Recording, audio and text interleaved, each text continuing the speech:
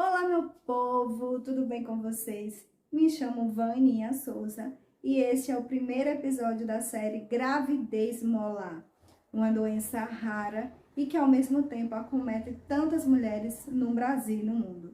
Antes de iniciarmos esse vídeo, se inscreve aqui no nosso canal, dá o like, ativa o sininho e vamos iniciar. Me segue também no Instagram, @vaninhaampará. Lá vocês vão também acompanhar um pouco da minha história. Vamos lá para o início de onde tudo começou.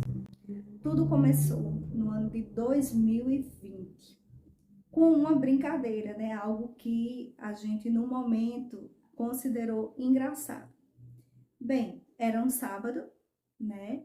E eu e meu marido decidimos ir à capital para assistir um filme, ir ao cinema, resolver algumas coisas. Chegando lá no shopping, eu vi uma calça comprida em promoção. E como eu gosto muito de usar calça comprida, eu resolvi comprar ela. Estávamos em época de pandemia e nenhuma loja estava autorizando as pessoas a provarem, né, roupas por conta da circulação do vírus. Então eu fui ao banheiro do shopping, provei a calça, como ela vestiu bem em mim, eu decidi que já ficaria com ela para não ter que trocar de roupa novamente.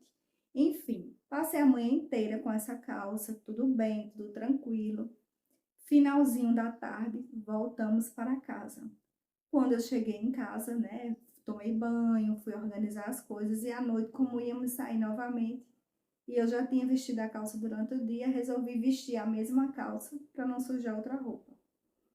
E pasmem vocês, quando eu tentei fazer isso, a calça não entrou, simplesmente não quis subir. E aí eu pensei, poxa vida, como é que a gente consegue engordar tanto em curto intervalo de tempo? Então aquilo ali foi muito impactante para mim. Eu pensei, caramba, eu tô engordando assim, desproporcionalmente. E aí passou. 15 dias depois, nós fomos novamente à capital. E aí eu decidi fazer a mesma coisa, só que dessa vez com os shorts. Comprei inclusive uns shorts 2 números maior, para não haver esse problema. Quando eu entrei no carro para retornar para casa, vocês não imaginam o que aconteceu. Os botões, os 2 primeiros botões do short simplesmente explodiram. Era como se estivesse fazendo uma pressão muito forte na minha barriga e não suportou essa pressão e os botões de shorts explodiram. Então eu fiquei impressionada com a situação e a gente ficou rindo, né? Achando engraçado, mas não sabia o que realmente estava acontecendo.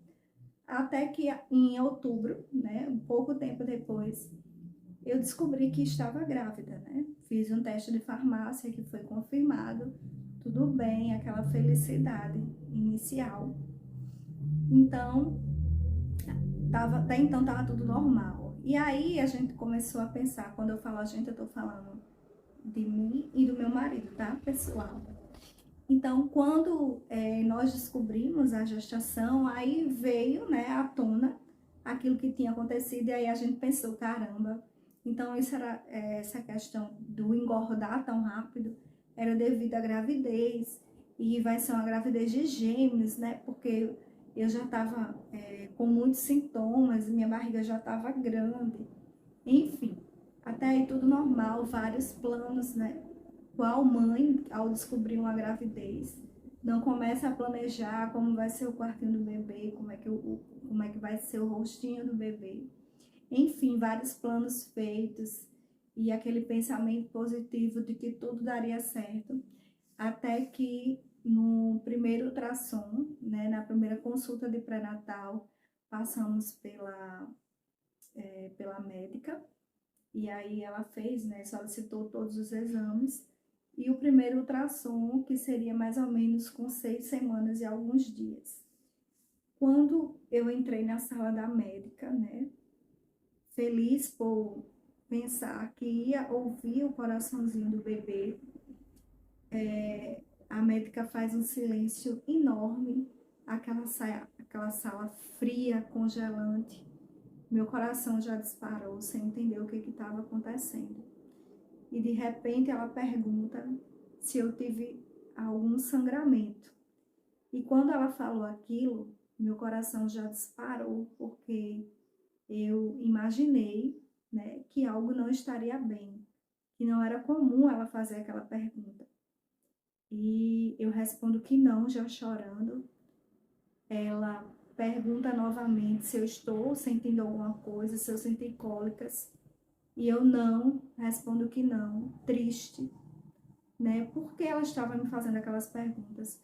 Por que aquele exame não acabava? Porque eu não ouvia o coraçãozinho. Eram tantas perguntas que se passavam na minha mente. E eu ali parecia que estava ali já fazia uma eternidade. Até que ela diz que não encontrou o embrião, né? E já era para ser visualizado pelas semanas que eu dizia estar, né? Pelas semanas da última menstruação. E ela só conseguia visualizar um saco gestacional vazio. Mas o que a preocupava, na verdade, não era o fato de ela não enxergar o embrião, mas o fato de o saco gestacional estar com irregularidades. E por que a preocupação dela? Segundo ela, geralmente, nesses casos em que existe a irregularidade do saco gestacional, a probabilidade de haver um aborto espontâneo é muito alta. Então, eu saí daquela sala desolada, sem entender o porquê que estava acontecendo aquilo comigo, né? E nós percebemos que a médica ficou tão aflita que ela não teve nem coragem de nos entregar o resultado do exame. Ela simplesmente falou que nós tínhamos que voltar uma semana depois para confirmar, né, a suspeita dela e aí nos dar o encaminhamento necessário. Então, nós saímos dali, eu já com aquele pensamento de aguardar o pior, né, que o aborto realmente acontecesse. Esperei a semana inteira pelas cólicas, pelo sangramento e não vieram. Então, ao mesmo tempo que eu esperava o aborto acontecer, o meu coração me dava esperanças, já que os sintomas da gestação se intensificavam cada vez mais, né? Os enjoos aumentaram, a sensibilidade nas mamas estava muito alta, minha barriga não parava de crescer, então existia uma esperança de que, na verdade,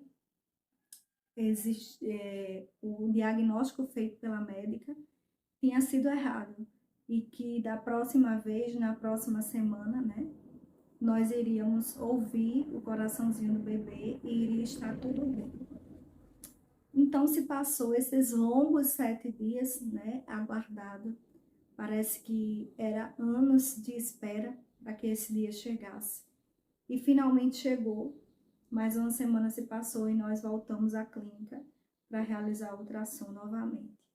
Chegando lá, fomos informados de que a médica do ultrassom não estava na clínica porque havia contraído a Covid-19 e que todos os pacientes dela tinham que aguardar. E aí bateu o desespero e, ao mesmo tempo, a esperança que aumentava. Então eu pensei, se eu não consigo fazer ultrassom, era a época de final do ano, né, tudo mais difícil, o que é que eu posso fazer para que eu tenha a certeza de que existe a evolução da gravidez ou não? Então, eu resolvi fazer um beta-HCG, né, que é o exame que contesta, né, que aprova a gravidez.